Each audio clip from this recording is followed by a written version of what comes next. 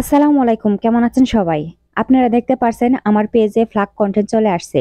আপনাদের যদি এরকম ফ্লাগ কন্টেন্ট এসে থাকে তাহলে এটা কিভাবে সমাধান করবেন এবং কি জন্য আসে আজকে এই ভিডিওতে আলোচনা করব এবং দেখিয়ে দিব। স্ক্রিনে দেখতে পারছেন আমার একটি ভিডিও ফ্লাগ কন্টেন্ট চলে আসছে। ফ্লাগ কন্টেন্ট আসলে পেজ সাজেস্টে যায় না, রিচ ডাউন হয়ে যায়। তো আপনারা ভিডিও সম্পূর্ণ দেখবেন এবং লাইক, কমেন্ট, শেয়ার করে পাশে থাকবেন। এখন আমরা সরাসরি ফেসবুক পেজে চলে যাব। ফেসবুকে এখানে ক্লিক করব এবং এখন উপরের দিকে কর্নারে দেখতে পাচ্ছেন লোগো 3 ডট, এখানে ক্লিক করব।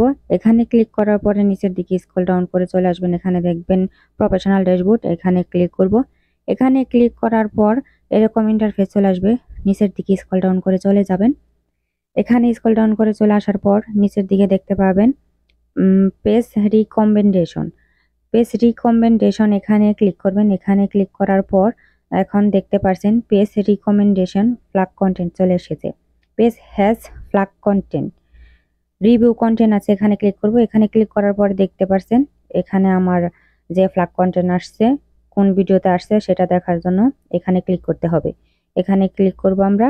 এখানে ক্লিক করার পরে দেখেন আমার একটা ভিডিওতে ফ্লাগ কন্টেন্ট চলে আসছে, সেটা এখানে দেখাচ্ছে। এটা আমি একটা লাইভ করেছিলাম, সেই লাইভের মধ্যে এই ফ্লাগ কন্টেন্টটা চলে আসছে।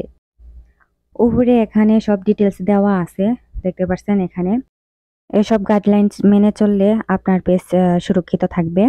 এখানে অনেকগুলো ডিটেলস দেওয়া আছে।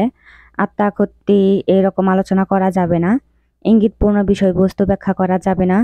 নিয়ন্ত্রিত পণ্যের প্রচার যেমন তামাক এবং ফার্মাসিউটিক্যাল ওষুধ বিস্তারিত বিষয়বস্তু অংশ আপনার পোস্টে থাকা যাবে না। যদি থাকে আপনার ভিডিওতে ফ্লাগ কন্টেন্ট চলে আসবে। নিচের দিকে স্ক্রল ডাউন করে চলে যাব। এখানে দেখতে পাচ্ছেন ইমপ্যাক্ট, এখানে দেওয়া আছে এসব ফ্লাগ কন্টেন্ট আসলে আপনার ভিডিও সাজেস্টে যাবে না এবং আপনার পেজে রিকমেন্ডেবল হবে না এবং পেজ ডাউন হয়ে যাবে। আপনার যদি একাধিক আইডি থাকে, পেজ খোলা থাকে, তাহলে এই সমস্যা সেগুলোর মধ্যেও দেখা দিবে। তো আপনার প্রোফাইল পেজ রক্ষা করতে হলে আপনার এসব ভিডিও ফ্লাগ কন্টেন্ট ভিডিও সব ডিলিট করতে হবে। তো নিচের দিকে দেখতে পাচ্ছেন টেক অ্যাকশন, এখানে ক্লিক করব। এখানে ক্লিক করার পরে আবারও এরকম ডিলিট ইন্টারফেস চলে আসবে। এখানে আছে deleting content has not recommendable can help keep your page in good standing. আমরা যদি এই ভিডিওটা ডিলিট করি তাহলে আমার পেজ সুরক্ষিত থাকবে এবং রিচ বাড়তে থাকবে। তো আমরা এটা ডিলিট করে দেব। এখানে ডিলিট অপশনে ক্লিক করব, ডিলিট করে দিব। ডিলিট করার পর আমরা ব্যাকে চলে যাব।